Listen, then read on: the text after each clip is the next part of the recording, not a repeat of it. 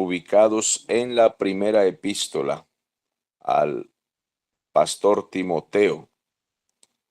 Creemos que era un pastor formado por el apóstol Pablo, así como hemos leído las cartas que él le escribe, las instrucciones que le da, el ministerio que desarrolla Timoteo. Creemos que está entonces dirigiendo una iglesia con autoridad, con la dirección de Dios, con la ayuda también de los apóstoles que lo están formando, especialmente el apóstol Pablo. En este capítulo 4 encontramos exhortaciones acerca del peligro de los últimos tiempos en cuanto a las herejías, la apostasía.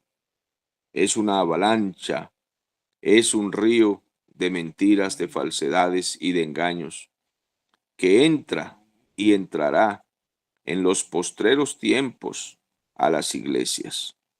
No está escrito aquello de que habrá un avivamiento mundial antes de que el Señor levante su iglesia. No lo encontramos así en las Escrituras. Por el contrario, en lugar de un gran avivamiento, encontramos más bien en la Escritura profecías acerca de una gran rebelión de la humanidad contra Dios. Y no solo la humanidad, sino que también muchas iglesias se levantarán contra Dios. Sus falsos ministros, directores, se convertirán en falsos apóstoles, falsos profetas, falsos ministros, nombrados ellos mismos, unos a otros, no con un llamado genuino de parte de Dios. Eso es lo que demuestran con su actitud, pues si el Señor los hubiese llamado y formado, si hubiesen tenido la humildad, la capacidad de mantenerse sobrios, dirigirían las iglesias por el buen camino. Pero dirigir las iglesias hacia el abismo, con tanta enseñanza herética, con tanta desviación doctrinal, eso demuestra que no han sido sinceros, que no son reales, que no son genuinos, no han sido leales a la verdad. Cuando llegamos al versículo 12, después de hacer todas estas recomendaciones de mantenerse en la verdad y predicar la verdad, afirma entonces estas palabras el apóstol Pablo, diciendo a Timoteo, que ninguno tenga en poco tu juventud, sino sé ejemplo de los creyentes en palabra, conducta, amor, espíritu, fe y pureza. Le habla de 6 recomendaciones, 6 frases claves para la vida de Timoteo. Palabra, conducta, amor, espíritu, fe y pureza. Timoteo era un hombre joven para este tiempo, posiblemente un muchacho de unos 30 años, más o menos 30, 35 años. Cuando hoy vemos a un pastor de esta edad en el púlpito, obviamente que analizamos, ¿tendrá la madurez suficiente como para dirigir la grey de Dios? Porque es bueno y recomendable que los pastores hayan pasado un tiempo necesario de formación al lado de ancianos capacitados, maduros, que tengan recorrido para formar a otros. Entonces, a veces tenemos dudas acerca del joven pastor en cualquier lugar donde vamos. Y sin ninguna malicia, hacemos un análisis y observamos el comportamiento. Algunos ministros jóvenes, muy jóvenes, salen al ministerio y por su falta de formación y de madurez cometen errores, a veces doctrinales o de carácter o de conducta. A veces son rocheleros, juguetones debido a eso. Por ahí en los videos que envía la gente para analizar, hemos visto, por ejemplo, en Colombia, creo que es en Barranquilla, creo, no estoy seguro, es en un lugar de la costa colombiana, hay un muchacho que se está haciendo famoso en las redes y él pastorea una iglesia, supuestamente una iglesia, que aparentemente está creciendo. Parece que atrae a mucha gente. ¿Y qué es lo que hace? ¿Cuál es la forma de atraer multitudes? Bueno, él parece que es experto en bailar, un tipo de baile que quizás es de la costa colombiana. No sé si será propiamente de Colombia ese baile o de otro país.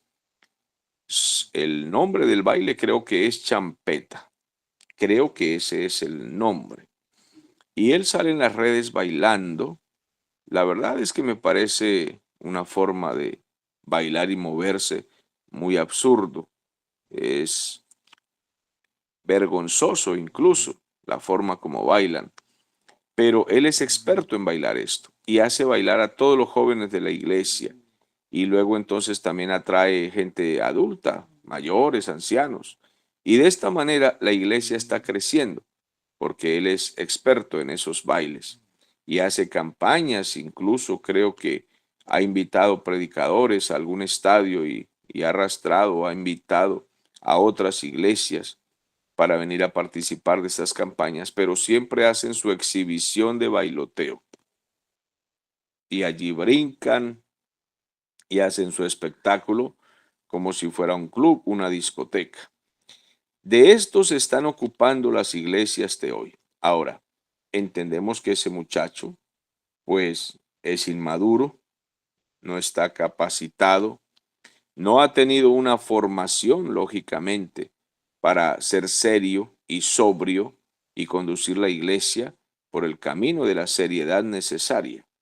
Algunos dicen, ¿y es que no podemos ser alegres? ¿Cuál es el problema de danzar con alegría? ¿Acaso no podemos expresar gozo? Bueno, una cosa es el gozo y la alegría reverentes. Una cosa es expresar nuestra alegría al Señor y otra cosa es la charlatanería, el juego absurdo y hacer que el Evangelio raye en lo más bajo y vergonzoso hasta el punto de la ridiculez. Nosotros los ministros del Señor estamos llamados para guiar al pueblo del Señor por sendas rectas, no por esas niñerías que se les ocurren a muchos muchachos que hoy están saliendo al ministerio. Ellos tienen formas de hablar al estilo de los jóvenes callejeros, incluso formas de vestirse. Algunos parecen afeminados y son muy juguetones. Para ellos todo es un juego, una risa, una burla de todas las cosas de la vida. Incluso hacen chistes de cosas espirituales, de la Biblia. En fin, les falta la formación, el crecimiento. Eso es lo que Pablo le está diciendo a Timoteo, que ninguno tenga en poco tu juventud. No le está diciendo que se comporte como quiera y que nadie lo puede criticar. Eso no es lo que dice el texto. Le está recomendando que se comporte, a pesar de lo joven, se comporte como un hombre adulto y maduro. Entonces es la recomendación que le está haciendo. Ningún joven ministro debe pretender no ser criticado, no ser señalado si está dando motivos. No estamos diciendo que la crítica, el señalamiento y la murmuración sean algo bueno, sino que el joven ministro no debe ocasionar esas críticas y señalamientos porque la gente va a terminar blasfemando el evangelio del Señor por esas cosas absurdas que hacen los muchachos que salen al ministerio, que se dedican a cosas que no son convenientes para el ministerio de la predicación de la palabra y para el ministerio de dirigir la iglesia del Señor. Entonces, le está recomendando que se comporte en todo sentido. Le dice, primero en palabra, es decir, que sus conversaciones sean edificantes, espirituales y de un hombre maduro. Que la gente pueda decir, oye, el joven Timoteo, a pesar de tener 32, 34 años. Mire cómo se expresa, como un hombre maduro. Tiene conversaciones muy sanas, edificantes, es un buen consejero. Ni siquiera parece un joven o un muchacho, sino que parece un padre de familia con experiencia. Así es de que le está diciendo Pablo, ninguna conversación prohibida, ninguna charlatanería, no sea holgazán, no hable nunca como un fanfarrón, siempre su palabra sea sobria, sea honesta, sea decente y sea edificante, porque la gente lo está escuchando, Timoteo. Luego le dice, también en conducta, toda la manera de actuar, Timoteo, todo su comportamiento debe honrar a Cristo. Debe tener ese amor por el Señor, mostrarlo, que usted exalte y adorne el Evangelio del Señor. Ahora, imaginen ustedes que este Timoteo fuera ese joven ministro, si se le puede llamar así, que está aquí en la costa colombiana arrastrando supuestamente a cientos de personas, no sé si incluso miles de personas. La verdad es que se ve, se nota que arrastra a mucha gente y supuestamente esto es una iglesia, pero eso es un espectáculo inmaduro. Esas cosas infantiles que se les ocurre a este tipo de ministros jóvenes es como para un club de diversiones, para asuntos que no tienen nada que ver con el reino del Señor. El mundo está en peligro, está bajo juicio. Las iglesias están en peligro por causa de muchas herejías y desviaciones. Necesitamos jóvenes predicadores serios.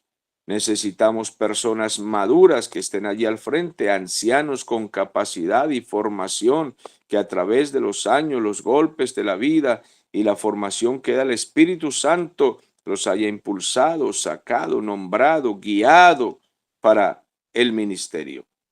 Pero este tipo de muchachos deberían sentarse más bien y dejar el espacio a otros a quienes Dios realmente haya llamado. Tienen un deseo de poder, de sobresalir, de estar en las redes como personas famosas que están haciendo algo importante y lo que están haciendo realmente rebaja el Evangelio del Señor a la vergüenza. Por tanto, Timoteo, en conducta, en comportamiento, debes honrar el nombre de Cristo. Debes hablar de Él con poder y autoridad, debes exaltarlo y no decir en los púlpitos como este muchacho, es que Cristo es alegre y si Él estuviera aquí también bailaría champeta y no sé cuántas otras cosas más. Esto es una vergüenza. Además de esto, le dice, y sé ejemplo en amor. Ese amor, ese motivo por el que hace todas las cosas. ¿Por qué tiene esa conducta recta? Porque él ama al Señor, porque ama al prójimo, porque ama a la iglesia. Ese deseo de que a todos les vaya bien y él con su ejemplo los guía por el camino del bien. Se necesita amor, se necesita relación con Dios y buena relación con la gente para guiarlos en el camino del amor, dándoles ejemplo. También en espíritu, le dice, espíritu es fuerza, espíritu es deseo, es vigor. Creo que a mucha gente le falta vigor y le falta espíritu para mostrarle a otros la forma en que amamos al Señor, la fuerza y el deseo que tenemos de servirle, el gozo y la alegría que nos da de ser cristianos. Creo que falta mucho espíritu, ese deseo de desde temprano estar manos a la obra. En la iglesia del Señor se necesita en todos tener ese entusiasmo, que todos tengan el entusiasmo de llegar, de colaborar, de brindar un esfuerzo, de poner un granito de arena, una semilla que todos quieran realmente. Creo que hay más entusiasmo para ver un partido de fútbol o cualquier video, película, que para escudriñar la palabra o para orar o para participar incluso de los matutinos o de los devocionales de iglesia, o para llamar a otros y decirles, tengo el deseo de reunirme con ustedes para estudiar la Biblia. Que eso no es pecado si lo hiciera la gente incluso sin que el pastor esté. Pueden informar al pastor de su iglesia y decirle, nos vamos a reunir en la casa del hermano fulanito, el hermano Esteban, el hermano Fabián, el hermano, bueno, Claudio, quien sea. Y allí vamos a estudiar y vamos a orar. Pastor, esté orando por nosotros porque es que tenemos el deseo, el entusiasmo de escudriñar la palabra. O, por ejemplo, vamos a salir a un evangelismo, vamos a tocar las puertas para invitar a la gente a nuestros cultos, nuestras reuniones, porque hay entusiasmo. Pero, como digo, creo que hay más espíritu para muchas cosas terrenales, para los paseos, por ejemplo, cuando hay paseos de iglesia o paseos de familia, la gente está entusiasmada, está alegre, tienen espíritu, esto les gusta, les llama la atención, están muy contentos de hacer este tipo de actividades, cosas que a la final pues no son pecaminosas. Pero estamos diciendo que cuando se trata de lo espiritual, de escuchar la palabra, de predicar a otros, de evangelizar, de estudiar, de orar, no hay el mismo entusiasmo. Creo que hay sectas que son muy entusiastas. Voy a mencionar algunas sin ensalzarlas, sino la realidad. Por ejemplo, la secta de la ciencia cristiana. Esa gente vive tan contenta de pertenecer a esa secta. Hablan de ese movimiento como si se tratara de algo muy espiritual. Hacen videos y muestran con aquella alegría el pertenecer a algo que ellos llaman ser hijos de Dios. Cuando leemos las doctrinas de ese tipo de movimientos, vemos lo peligrosas que son, pero se ven muy entusiasmados. Asimismo, podríamos mencionar a los testigos de Jehová. Esa secta falsa de los testigos salen a las calles a repartir literatura, algunas venden, otras regalan literaturas, libritos hechos por ellos y con aquel entusiasmo y aquella sonrisa van puerta a puerta, llegando a horas diferentes, hasta difíciles. Temprano en la mañana, 7 de la mañana, están tocando las puertas para evangelizar. No sé cómo se les ocurre, pero lo hacen. Es una forma de ellos decir, estamos evangelizando el mundo. Nosotros no estamos de acuerdo que lleguen a esa hora a las casas, pero ellos lo hacen con mucha alegría. Van a llevar una falsa doctrina, van a llevar un error peligroso a las casas, pero lo hacen. Tienen mucho entusiasmo. No vemos así de entusiasmados a los cristianos, así de emocionados. Vemos algunas personas equivocadas que salen a las calles a predicar y yo los he escuchado, que predican erróneamente, el tono de voz que usan, incluso el sonido es fastidioso, la forma en que lo hacen, pero están muy entusiasmados, lo hacen de todas maneras. Lamentablemente no lo hacen bien, pero lo hacen. Y así hay entusiasmo en mucha gente, los comunistas, por ejemplo hablan de su movimiento revolucionario como si se tratara de algo grandioso. Tienen a sus líderes, mencionan a la gente de sus movimientos como si se tratara de algo grande. Hablan ellos del comunismo y del socialismo como si fuera un movimiento indestructible y con aquella alegría y fuerza hablan de la revolución y de la igualdad. Así también algunos capitalistas hacen lo mismo. Tienen su forma de hablar, de su ideología o de su movimiento político contrarrevolucionario, pero con aquella fuerza, aquel vigor en el pecho, dicen que van a salir adelante con su partido político. Pregunto, ¿dónde está el espíritu nuestro? ¿Dónde está nuestro deseo, esa fuerza que Pablo le dice a Timoteo? Sé ejemplo en espíritu, que se vea que usted está vivo. Hay creyentes que no entusiasman a nadie. Se les pregunta cómo se sienten y siempre están tristes, aburridos. Nada les alegra en esta vida. Todo para ellos es un mar de lamentos. Tienen abundancia de parte del Señor, pero nunca tienen alegría. Amados hermanos, ¿qué sucede con nosotros? Sin duda, Satanás tiene las manos metidas, las pezuñas metidas en el alma de muchos. Tiene incrustadas sus pezuñas en la vida espiritual de muchos y no se quieren dar cuenta, no lo quieren reconocer. Ojalá tuviésemos ese ardiente celo, ese deseo que tiene este tipo de gente, hablo ilustrativamente, porque es que el entusiasmo de ellos es hacia algo falso. Puede ser que incluso a veces sea fingido, porque no puede tener paz y gozo el impío. Sin embargo, ellos demuestran un tipo de celo, un tipo de gozo, un tipo de fuerza. Pero nosotros que tenemos el Espíritu Santo, a veces no mostramos esa parte agradable a nadie. ¿Quién quiere ser cristiano? ¿Quién quiere ir a nuestras iglesias con la falta de interés y de entusiasmo de estos evangélicos modernos que muestran entusiasmo hacia lo mundano, hacia lo perverso y no hacia la verdad? Les da pereza el estudio bíblico, les da pereza la devoción, les da pereza la oración, les da pereza congregarse, les da sueño la predicación del evangelio, no tienen entusiasmo. Si les dijéramos que a las 4 de la mañana se va a repartir, bueno, no sé, platica, regalitos, opciones de trabajo, en fin, seguro que harían filas interminables, incluso los evangélicos. Pero cuando se trata del entusiasmo por buscar al Señor, no lo hallamos. Y es que no lo hallamos.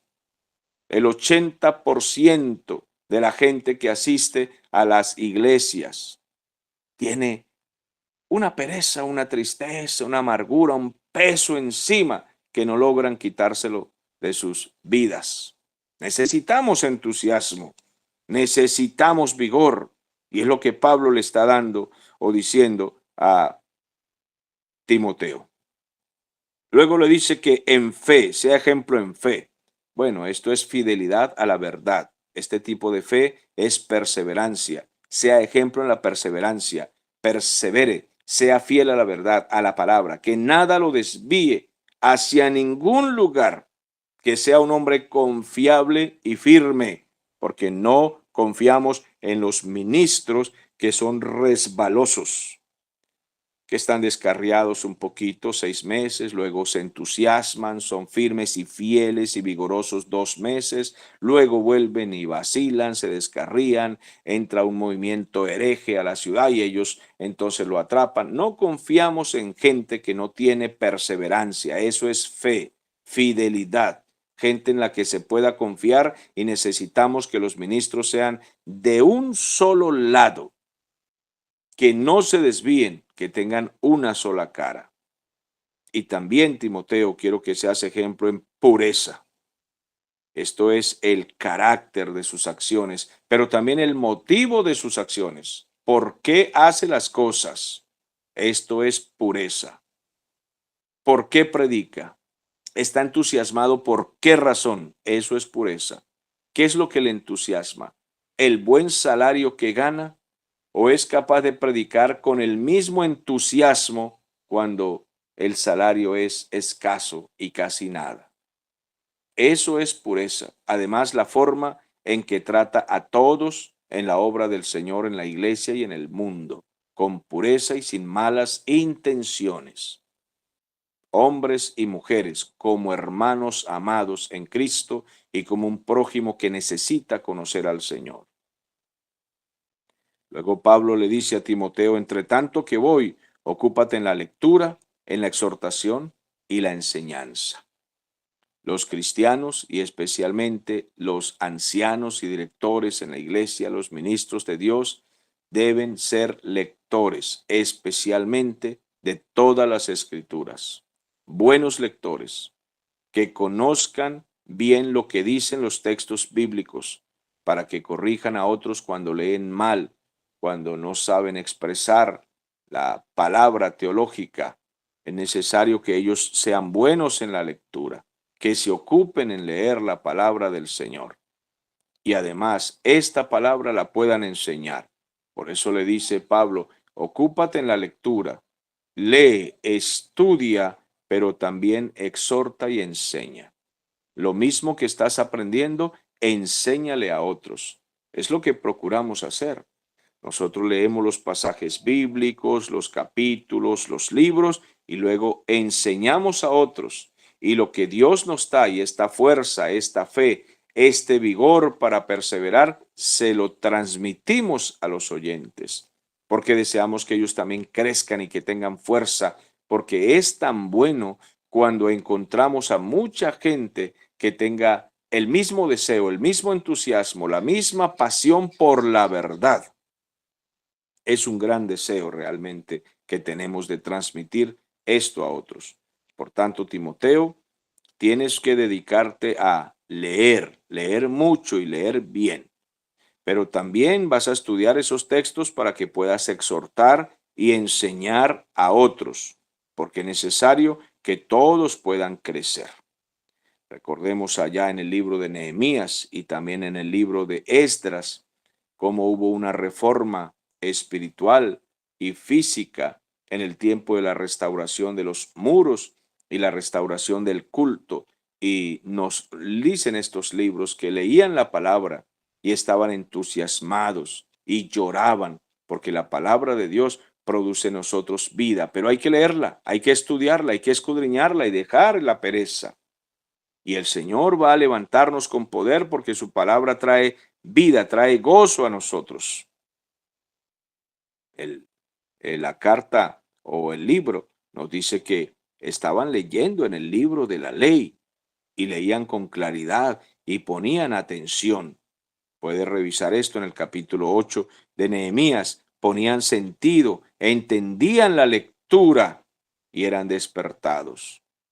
Entonces, no debemos nosotros sacar de nuestra vida el estudio de la palabra, que podamos ser enseñados por la palabra y enseñar a otros, especialmente los siervos ministros del Señor deben hacerlo, porque es una recomendación de Pablo a un pastor. Luego le dice, no descuides el don que hay en ti, que te fue dado mediante profecía con la imposición de manos del presbiterio. Bueno, los directores, los que ayudaron a Timoteo a salir al ministerio, Pablo lo formó, pero hubo otro equipo de trabajo que nos menciona este texto, que impusieron las manos sobre él para orar por él. Y en ese tiempo, pues no había sido terminado el canon de las escrituras. Por tanto, todavía había este tipo de señalamiento profético. Recordemos que en el libro de los Hechos también sucedió lo mismo con Bernabé y con Saulo de Tarso, precisamente el apóstol Pablo. Llegaron unos hermanos y dijeron, apartadme a Bernabé y a Saulo para el ministerio. Y entonces les impusieron las manos y oraron por ellos y los enviaron. De esta manera también Timoteo fue escogido por Dios para el ministerio. Y oraron por él, impusieron las manos. Entonces Pablo le dice que no descuide el don. ¿Cómo es que hacemos para no descuidar las cosas que Dios nos ha entregado? Ejercitándonos. ¿Cómo hace un futbolista para mantenerse en forma? Se ejercita todos los días. ¿Cómo hace un atleta de fondo que corre 21 kilómetros, 40 kilómetros en esas maratones para resistir tanto en una maratón como esa? Bueno, ellos están entrenando a diario, se abstienen de muchas cosas. Hay cosas que no pueden comer, hay ejercicios por hacer diariamente, hay entrenamientos, salen de mañana y corren kilómetros y así mantienen sus pulmones, sus músculos activos para la batalla. Así de que no descuides el don que hay en ti, es en el término espiritual para nosotros una recomendación de mantenernos a diario velando, a diario, continuamente, en meditación y reflexión en nuestro trabajo, en no permitir que las circunstancias de la vida nos cambien, nos quiten el gozo, la fuerza, el deseo. Estar velando cada día. No descuides el don, mantén activo. Debes salir a evangelizar, a discipular, a predicar. Debes esconderte para orar, para estudiar. Ejercítate en la piedad. No descuides el don, porque eres un atleta del Señor. Entonces recuerda, Timoteo, que fue Dios quien te llamó. No descuide las cosas que Dios te dio. Luego Pablo le dice, ocúpate en estas cosas, permanece, persevera, para que tu aprovechamiento sea manifiesto a todos. Sin duda que un creyente que es espiritual y es muy devoto y ora y estudia la Biblia y quiere enseñar a otros con tanto deseo y entusiasmo y sobre todo esa sencillez y humildad, seguro que algunos pocos de la iglesia van a querer escucharlo. Ahora, las personas que suelen sobresalir de esta manera causan envidia.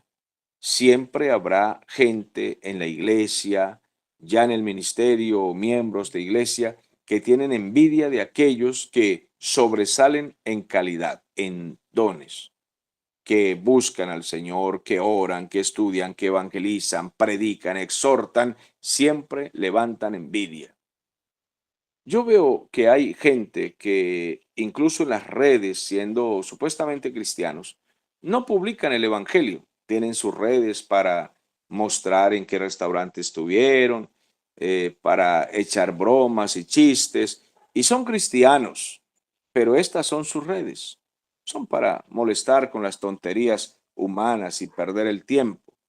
Sin embargo, cuando nosotros presentamos el Evangelio en las redes y ponemos textos y exhortaciones y ponemos nuestras prédicas, encontramos la envidia. Hay una envidia y un ataque hacia nosotros por las cosas que escribimos y hacemos. Entonces ellos no lavan, pero no prestan el jabón tampoco. Ellos no surgen, no sobresalen en nada porque son carnales, pero también tienen envidia de los que están tratando de ser espirituales, de los que están buscando la forma de extender el evangelio al mundo. Entonces les caen pesados a ellos. No son capaces de salir a las calles y llevar el evangelio, pero sí critican nuestros mensajes o videos, audios o predicaciones. Amados hermanos, no impulsan la obra de Dios, pero le sirven de estorbo a otros. Pablo le dice a Timoteo, esta vida espiritual que tú tienes, que le aproveche a otros, que otros puedan ver y ser edificados con tu vida y escuchar la palabra que puedes enseñar. Para ir al punto final, le dice, ten cuidado de ti mismo, cuídate del orgullo, cuídate de la vanidad, cuídate del genio, el temperamento, cuídate de ti mismo, cuida tu vida de todo lo que te pueda dañar, la ambición de la fama, cosas terrenales pasajeras, las lujurias, cuídate de ti mismo, cuídate del mal genio, cuídate, cuida tu carácter, tu compromiso, cuídate de ti mismo y también la doctrina que predicas, la enseñanza. Los creyentes deben cuidar la doctrina. Ahora, ¿qué es esto de doctrina?, me preguntó una hermana. ¿Cómo hacemos para saber que estamos en la doctrina? Bueno, todo creyente debería conocer por lo menos las doctrinas básicas del Evangelio, pero conocerlas bien. Algunos creyentes que les gusta estudiar conocen escasamente lo más básico, pero hay creyentes que no conocen nada, absolutamente nada. Necesitamos que todos crezcan. ¿Qué es la doctrina? Es la enseñanza, es el conjunto de enseñanzas básicas, fundamentales para el crecimiento de la vida espiritual de los creyentes. La inspiración de las Sagradas Escrituras, el Dios poderoso, único, trino y verdadero, la deidad de Jesucristo, todo lo que tiene que ver con la eternidad de Cristo, los atributos de Dios, la doctrina del pecado, la caída del hombre en el huerto del Edén, cómo fue creado y cómo cayó, la doctrina de la salvación, que es soteriología, la doctrina del Espíritu Santo, que es neumatología. ¿Quién es el Espíritu Santo? La persona del Espíritu Santo, su ministerio en la iglesia. Todo lo relacionado a la iglesia también es doctrina, cómo se mueve la iglesia, cómo fue fundada, para qué fue fundada, cuál es el propósito, la misión de la iglesia en la tierra. Esto es fundamental. Y algunas cosas sobre los sacramentos y también escatología, la venida del Señor, los juicios venideros, el cielo, el infierno, son doctrinas fundamentales y básicas. Cuídate de esto. Luego de esto existen muchas otras doctrinas que también son importantes, como los dones del Espíritu Santo, los dones ministeriales, el servicio en la iglesia. Son doctrinas que se deben conocer y enseñar. Entonces, los creyentes deben mantenerse fieles en estas cosas, conociéndolas y practicándolas. Y que el Señor nos ayude a todos, porque haciendo esto, persistiendo en esto, Pablo le dice a Timoteo, te salvarás a ti mismo y a los que te escuchan también, a los que te oyen.